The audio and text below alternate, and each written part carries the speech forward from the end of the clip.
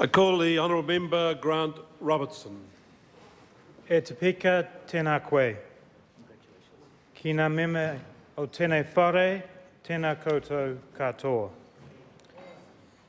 Tēnei e mihi ana ki ngā tangata whenua a te whanganui a Tara, koutou no Taranaki whānui, no te Atiawa.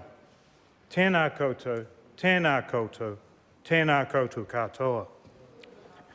Mr. Speaker, I want to first acknowledge and congratulate you on your election to the position of Speaker, and I want to pay my respects to the mana whenua of this place. I feel an enormous sense of privilege, gratitude and history to stand here today in the House.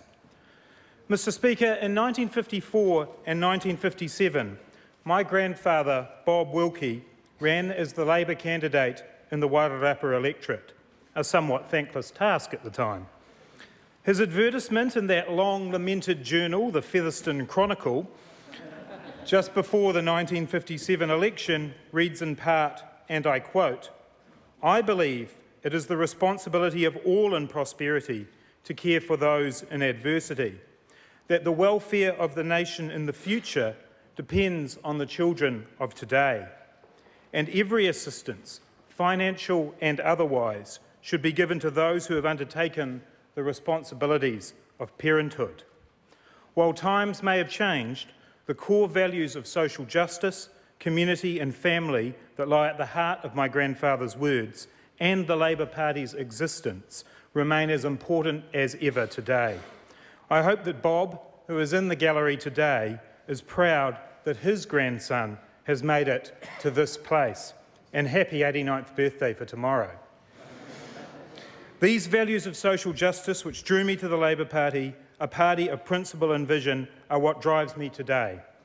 I believe that the fifth Labour government took giant strides in the journey towards social justice. History will judge programs like KiwiSaver, Working for Families or 20 hours free early childhood education as landmarks in our economic and social progress. I felt privileged to work with and for Helen Clark and Michael Cullen, true campaigners for social justice, and people who have dedicated their adult lives to the betterment of New Zealanders. Mr. Speaker, I stand here today as, I hope not unluckily, the 13th representative of the Wellington Central electorate since it was named as such in 1905. I'm humbled by those who have gone before me. My predecessors have included people of remarkable talent and vision, such as Peter Fraser, whose legacy in the area of education I'll return to, Frank Kitts and Dan Ridderford, men who played significant roles in shaping this great city outside of this House as well, and Fran Wild, who showed enormous courage and fortitude in sponsoring the Homosexual Law Reform Act through this House. Fran, of course, left Parliament to play a key role in the development of this absolutely, positively wonderful city, and she continues to serve the region today. My immediate predecessor, the Honourable Marion Hobbs, was a tireless advocate for Wellington and for Labour values. She is principled, passionate and honest. I could not have had a better teacher when it comes to representing the diverse communities of my electorate. I can't promise, as Marion did, to call everybody darling, dearest or thingy, but I do give my commitment that I am first and foremost the MP for Wellington Central, and that I will stand up for all Wellingtonians and for this city and its beautiful environment. I want to acknowledge in the House the two other cast members from the campaign we called Survivor Wellington Central.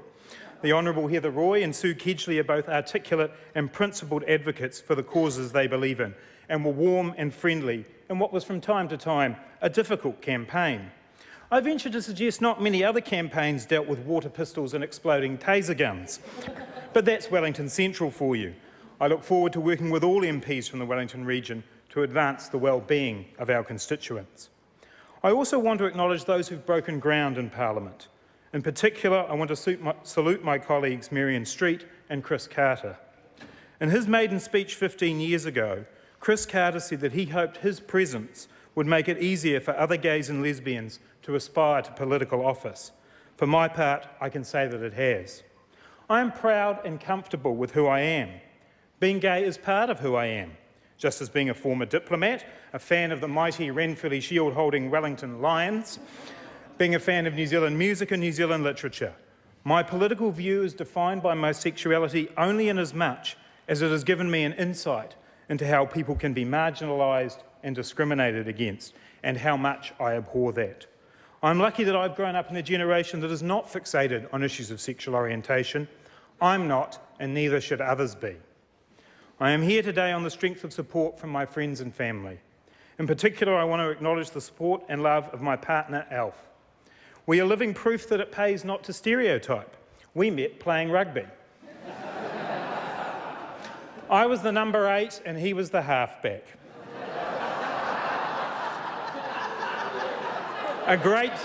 Mr. Speaker, a great combination. I have also had the pleasure of sharing in the growing up of Alf's children over the last 10 years and being part of his wider whānau. Taku araha I a koe. I also take this opportunity to acknowledge other new and returning members across the House for all the differences that we may have over the direction of this country and the policies that we need to get there. I know that you are here to do your best, that you've worked hard to be here, and I salute you for that. My ability to make it through and campaign and win in Wellington Central was down to the hard work and sacrifice of hundreds of people. Some of them are here today. I thank you all again. My campaign team in many ways mirrors the Wellington Central electorate. Argumentative, informed, creative, energetic and young. And yes, we also had a few public servants in the campaign. Public servants have a right to participate in the political process, and I look forward to the new government upholding its campaign promises to support and respect public servants. Can I suggest a good place to start might be to stop referring to hard-working public servants as useless bureaucrats? I've been a public servant in this town, and I know that almost without exception, public servants give their total commitment to the government of the day, whoever that may be. Wellington is, of course, more than, as Don McGlashan puts it, the suits and the briefcases along Lambton Quay. It is our most sustainable city. More people walk to work or take public transport than anywhere else in New Zealand. We need to do more to encourage that through better integrated, more reliable public transport services. Wellington Central is also home to the wonderful Karori Sanctuary, which I encourage all members to visit, and fantastic other outdoor education facilities. A significant part of this is the town belt, a tremendous legacy to the city that surrounds the inner suburbs in green space. There are some questions around the legal status of the town belt, and from time to time land has been taken from it for other purposes. In consultation with the Wellington City Council and interested parties, I plan to sponsor legislation in this House to ensure that the town belt remains in, and as appropriate is returned to, public ownership. Along with the outdoor activities, Wellington's vibrancy is built around its creative sector. It's not hard to be swept along by the rich creative energy of the city. As the poet Loris Edmond has put it, this is the city of action, the world headquarters of the verb. I believe one of the great legacies of the fifth Labour government is the growing sense of pride and identity expressed through our arts and culture. This is more obvious in Wellington than perhaps anywhere else. Our creative industries are not only the centre of our social life and tourism, but they're also part of the growing businesses of the city. The future of the Wellington economy, as with the rest of New Zealand, relies on those who can establish sustainable businesses that leverage off our natural advantages and capitalise on innovation. In Wellington, the self-styled Silicon Valley, a group of businesses led by young entrepreneurs, is leading the way in the development of software and information technology solutions that have been picked up around the globe. Mr. Speaker, there are, of course, many people in Wellington Central whose lives are a world away from selling software on the world stage. For many of them, substandard housing is a problem. Too many homes in the city are poorly insulated and overcrowded. This makes them unhealthy and energy inefficient. I believe we must, as a country, make a key priority the quality of our housing stock and the provision of adequate social housing. Wellington is also a place where many migrants and refugees begin their lives. We are a nation of migrants that benefits so much from each new wave of migration. Yet I do not believe we do enough to support and welcome our newest New Zealanders. The bursting pride I saw from graduates at the M-Class English language course last week here in Wellington needs to be matched by a strong commitment to support and work with them as they find their feet.